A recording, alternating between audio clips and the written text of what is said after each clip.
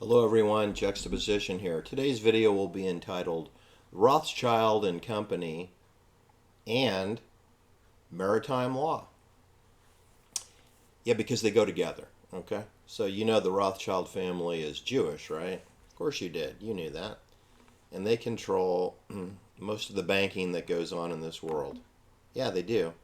They do it in many ways. They have a conspicuous investment firm by the name of Rothschild and Company. It is considered a multinational investment bank and financial services company. It's a fancy word for money laundering.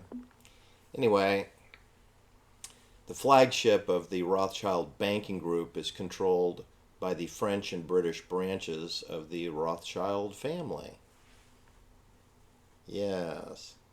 Anyway, essentially, you should know that the Rothschild and Company Investment Bank has 4,200 bankers that work for them, and they are distributed throughout the world in 40 countries. So 4,200 bankers and 40 countries.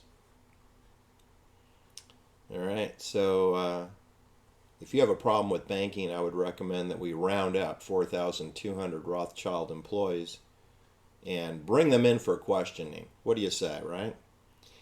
My video is going to focus on the stranglehold that the Rothschild family has over all things money system. But of course, they have completely corrupted the legal system, which isn't a legal system at all. It's maritime law, it's military law, it's admiralty law, it's martial law. It's you're presumed guilty until proven innocent. You're never really proven innocent unless you know someone in the club. And everything's done in secret, meaning private. Bankers have applied linguistics in play to neutralize vocabulary words that sound criminal. So whenever I hear about private banking, I immediately think secret money laundering banking, the concealment of facts and circumstances, the concealment of the sources and uses of money. There's a whole vernacular, a whole vocabulary glossary of terms, both legal and financial, having to do with the Rothschild family. I guess it's fair to say that we should post my links below. The Rothschild family, of course, is a wealthy Ashkenazi Jewish family from Germany. It was originally from Frankfurt, and they rose in prominence with Meyer Amschel Rothschild in 1744 until he died in 1812, a court factor to the German Landgraves and Hesse-Kassel in the free city of Frankfurt, Holy Roman Empire, who established the banking business in the 1760s. Unlike previous court factors, Rothschild managed to bequest his wealth and established an international banking family through his 5 sons, who established their banking businesses in London, Paris, Frankfurt, Vienna, and Naples, which is a port facility town. It's where Doug Leone came out of. Doug Leone, who's the former managing director of Sequoia Capital. Doug Leone brought you Sam Bankman-Fried. Freed. He was freed, now he's fried. Sam Bankman-Fried. It wouldn't be a Sam Bankman-Fried without Don Valentine and Doug Leone from Naples, Italy. Anyway, the Rothschild family documented history begins in the 16th century in Frankfurt, and its name is derived from the family house of Rothschild, built by Isaac Bacharach in Frankfurt in 1567. All right, that's enough about the Rothschild family. I'll post the link, you can read it. And the Rothschild investment firm, I've already explained, they have over 4,000 bankers in 40 countries. And I'll post that link as well. And they've infiltrated our legal system, and that's what I want to speak about at the moment, which is that we have the 12 presumptions of the court. What I like to say in my linguistical talents is that it's kangaroo court. There are no courts. There are only jokes where everyone hops around and the decisions are made in the parking lot or in a country club or some lawyer's office. They refer to lawyers as barristers, and it's the term barrister where they came up with this hyphenated acronym BAR, the bar. The bar has been evolved to stand for a body of lawyers who represent the legal profession. Now, it's hard for me to say legal profession with a straight face. I have a lot of experience with lawyers. I have a lot of experience with courts. I have personally been in civil court. I've been in civil court as a witness. I've been in civil court as an expert witness. I've been in civil court as a litigation support CPA accountant to help lawyers who can't add and subtract. I have been in court as a member of a jury. I have been in court as an alternate juror. I have been in criminal court. I have been in criminal court as a victim. I have been in criminal court as a defendant. I have been in criminal court as a witness. I have never been to family court. There's a family court also. I think that covers it. Well, you have municipal court for traffic tickets and things of that nature. That's the lowest level of talent. And then you have family court, which I think is the second level. And then you have criminal court, which I think is the fourth level. And then you have civil court, which is the easiest job because nobody ever goes to trial in civil court. And in criminal court, you go to jury trials 2 to 3% of the time. But bear in mind, much is excluded from a jury, and evidence goes missing, and witnesses are not called. Other witnesses are browbeat into perjury. It's called suborning perjury. District attorneys do it all the time. They say, if you don't parakeet this script, I'm charging you with the crime too. You saw that clear, plain view if you watched the Manson family murder trial. That was a case of 82 prosecution witnesses and 0 defense witnesses called, and I would say at least 41 of the 82 witnesses committed perjury. The other 41 witnesses knew nothing. They were like Sergeant Schultz. They saw nothing, they heard nothing, they knew nothing. But they were still called because it's sort of like a phone book or the Warren Commission, where they want to make the evidence on the table look real thick, even though if you look closely you'll discover there's a lot of interesting things in there, but no evidence that proves that the defendants were guilty. Not a damn thing. Anyway, that's our kangaroo courts, which they call, the court is referred to as a department within a county, and that the judge is effectively the court. The judge is the court is a department, but they all roll up into members of the bar, which is a body of lawyers, and essentially it's maritime law, admiralty law, run by the Rothschilds family. There are 12 presumptions of the court, in case you didn't know, is you're presumed guilty until proven otherwise, which is the exact opposite of what you were taught on the Perry Mason television show, right? Anyway, this is some research that I'm going to post from Frank O'Collins, who ferreted out these 12 presumptions, which coincide with my personal experience with having been in a courtroom well over 250 times in my life.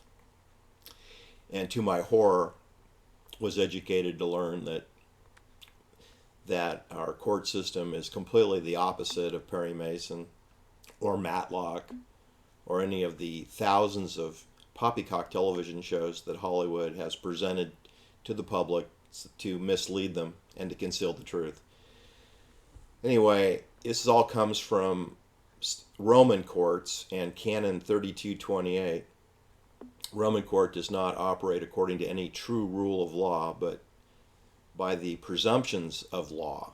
Therefore, if the presumptions presented by the private bar guild, which is what this cabal of lawyers is, all lawyers, prosecuting lawyers, advocacy lawyers, Ron DeSantis, Office of Judge Advocacy, he's a maritime admiralty lawyer. Ron DeSantis, prisoner dilemma game, working with the Biscuit team in Guantanamo Bay and in Fallujah, Iraq. That Ron DeSantis, he knows exactly what I'm talking about. He's a member of maritime law. There are 12 key presumptions that are asserted by the private bar guild, which is what the Bar Association is. It's a guild. It's also a railing. When you go into the court, there's a railing that divides the court from the spectators, which is not the general public. Everything that's done in court is generally done in secret. So the members of the public, if you don't have business there, like if you're not a witness or if you're not a family member of one of the parties, you are asked to leave. You're invited to leave, or the bailiff will show you out at the point of a 9mm Beretta pistol. All right, so that's another fallacy, that you can just pop into a public court since it's a public building, right? Paid with your tax dollars. Those doors are locked and sealed. Okay, presumption. I don't necessarily want to go through all 12, but they have 12 presumptions of maritime law courts, known as the Bar Private Guild. And it's a scheme. It's a scheme to provide control of the courts in the United States from 1913 through the creation of the American Bar Association. The American Bar Association has a parent organization, which is the European International Bar, which was the creation of the Rothschild family. This allows the international bankers, the Rothschild family, to control the practice of law. Of course, in that the only people permitted to practice before the judge were those who were educated under their brand of law, which was considered admiralty and contract law. The common law of the people was to be replaced, as it gave natural men many jurisdictional protections from banker legislation, which is World Bank controlled, right? Like the WHO, international NATO controlled, NATO forces. Don't forget, it was NATO who killed Sharon Tate. It was NATO soldiers who killed Pasqualino LaBianca. It was NATO soldiers who killed Abigail Folger, whose mother was a banker.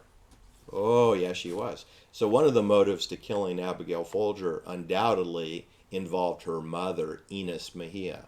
But we don't talk about that, because I don't think a 25-year-old little girl who was working on the Robert Kennedy presidential campaign, and then when he got his head blown off, then she worked on the first black mayor for Los Angeles, Tom Bradley. And I don't think that Abigail Folger could have committed enough crimes at age 25 to warrant being bayoneted 28 times to death. So it's possible that her mother might have gotten out of line in Haight-Ashbury, San Francisco. That is entirely possible, since she's working with those scoundrels, Timothy Leary, Jim Jones, Bill Graham, Louis Jolion West, MK Ultra psychiatrist, and Hunter S. Thompson, David Smith, Roger Smith, a lot of odious creatures that were committing crimes in San Francisco, and Abigail Folger's mother was the paymaster for those criminals. So number one is the presumption of a public record. This is a concept that their transcript is kept of all proceedings in the court. I've been through this so many times, people don't even believe my stories. Yes, there's a transcript kept. You should know that the judge often places their hand down to inform the transcriber to stop typing. That goes on constantly. In other words, there's a secret. There is no record of the secret improper transactions in the courtroom because the stenographer does not record them. Secondly, if you want a copy of the transcripts, I think it's at least $2 a page, and they won't give you the page you want, so you have to buy the whole telephone book. So you're probably looking at $1,000 to get a transcript. I can never get a straight answer out of a person in the courthouse, nor can you get a straight answer from your lawyer, who deliberately on purpose discourages you from obtaining transcripts of proceedings in other courts that could affect your case. They don't want you to see a record. So the first Rothchild policy regarding the bar is that there is no public record that's easily available for the public. Then there's this presumption of public service, that all the members of the private bar, that all lawyers have all sworn a secret absolute oath to their guild to act as public agents of the government, public officials, by making additional oaths And deliberately, these oaths contradict the private or superior oaths of their own guild, unless they're openly rebuked and rejected. That's another thing you should learn when you study lawyers and law and admiralty law, which is it's an opt-out policy. In other words, you're considered on board and part of the conspiracy unless you deliberately on purpose opt out in a public way. And of course, if you ever opt out, you'll be then unemployed, right? That's how it works with your cell phone contract, right? That's how it works with the 5G, is it's presumed that you're going to upgrade. It's presumed that you're going to accept this update notification unless you opt out. It's just the opposite of how it should be. People should be required to opt into a new service, not have to assert themselves to avoid it. But part of admiralty law is you go with the flow, right? You go with the flow. That's maritime law. In a river, you have banks. The banks are the controllers. The banks decide the flow of the river, right? You have banks.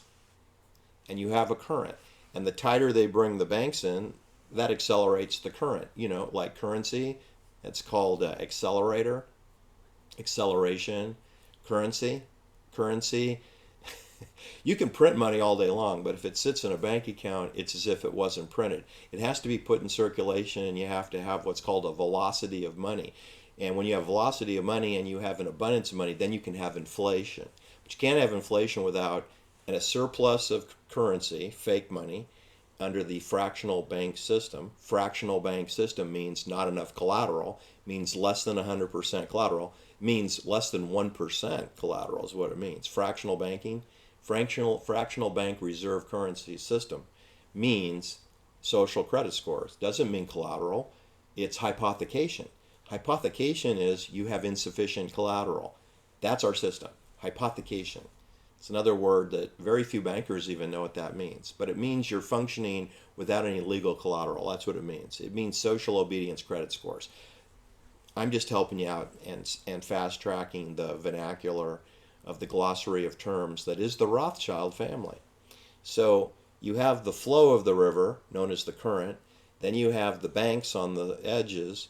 And as the banks are tightened, the currency velocity increases. So you see, the banks are controlling the flow of the water.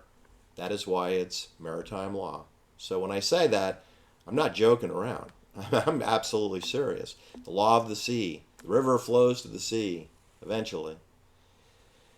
All right, so we have the presumption of immunity, which means that all the lawyers and the judges in the courtroom, including the bailiffs, which is the sheriff's department, they're all exempt and immune from legal prosecution for the crimes that they commit in the courtroom or the mistakes that they make, because they make a lot of mistakes and they steamroll a lot of people and they take a lot of breaks.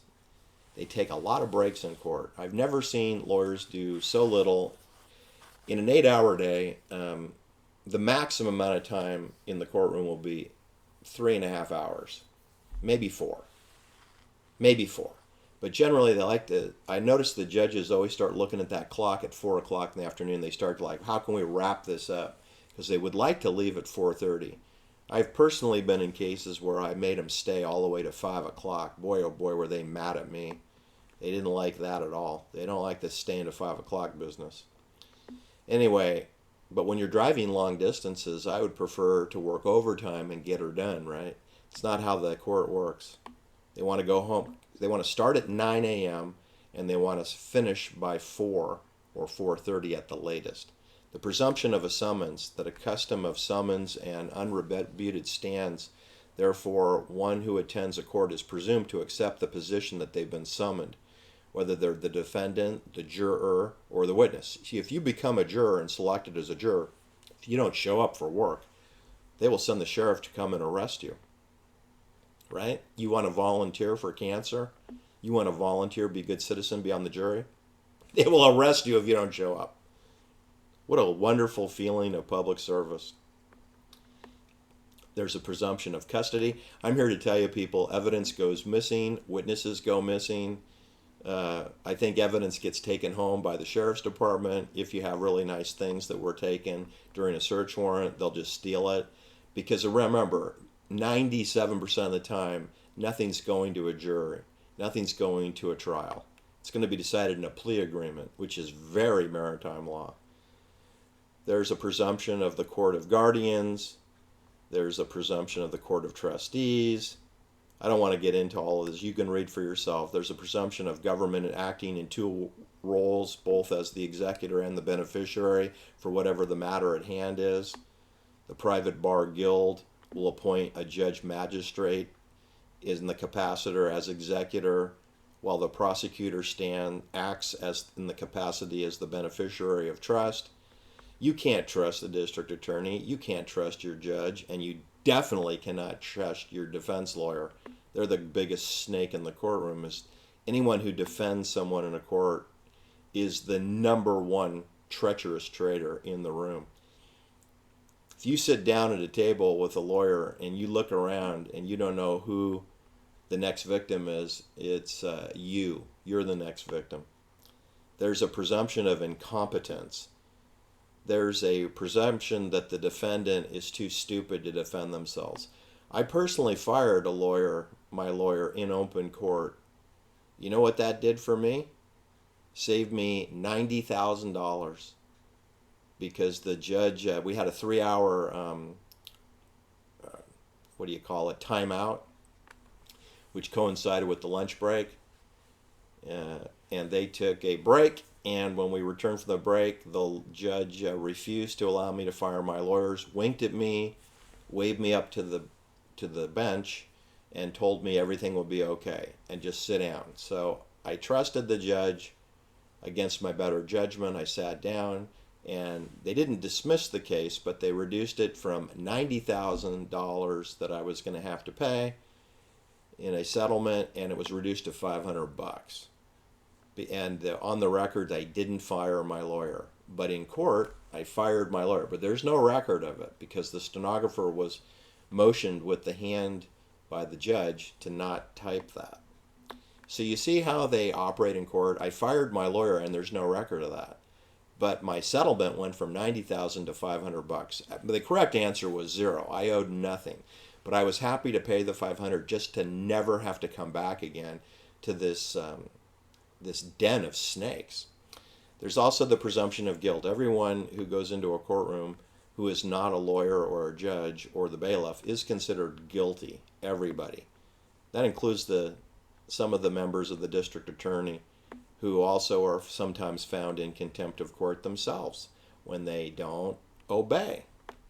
If you don't obey, you're in trouble. But anyway, what I want to tell you about these 12 presumptions of the court, which is a cabal of barristers, is that the Rothchild family created these ways to control financial settlements, title, and restitution, and civil wrongs or torts within the society that the banks control and socially anthropology social engineer. All right, that's my video for today. It's not exactly the most exciting topic, but you should know that essentially the Rothschild family, the Jews from Germany, have taken over continental Europe and the 12 banking districts of the United States. Since there is no united and there are no states, there are 12 banking districts. They all function under the Rothschild family of maritime law, and you go with the flow, the currency, and the velocity of the rapids is all controlled by the Rothschild family through the Barrister Bar Association, which they've completely and utterly disabled. Thanks for listening. Have a great day. Bye-bye.